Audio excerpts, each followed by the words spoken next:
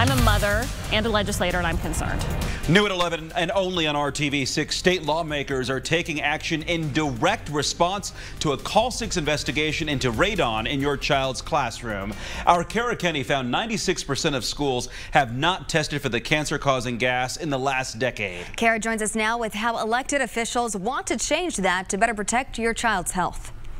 Radon comes up through the soil and gets trapped in buildings and can damage your child's lungs. You can't see it or smell it, so the only way to know if it's there is to test for it. But we found most schools aren't checking because it's not required in our state.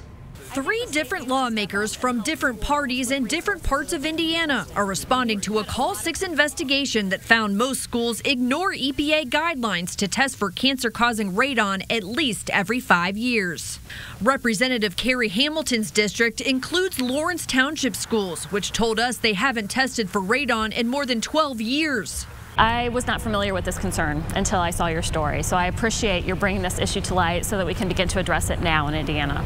2 senators on the Education Committee are also concerned, Republican Eric Bassler and Democrat Eddie Melton. It was alarming, to know that only 4% of some of our schools are reporting this information.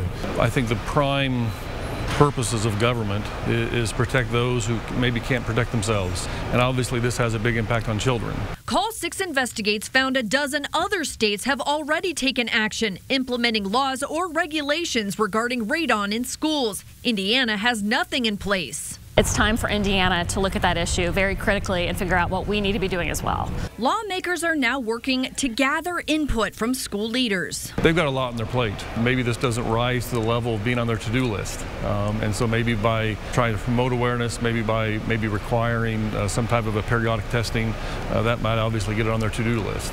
Lawmakers say if Indiana requires radon testing, we need to give schools funding to do it. So they're working on how much it might cost and how Indiana might pay for it. I don't think it's a hard sell when we're talking about the safety of children. Lawmakers will likely have support from several groups, including the Indiana State Teachers Association and the American Lung Association. We plan to follow this issue throughout the upcoming session. Kara Kenny, RTV6. And it is important to know your child will not feel sick if he or she has been exposed to radon. There's little research out there about the health effects of radon on children. Experts say most people don't find out about the DNA damage until they're adults.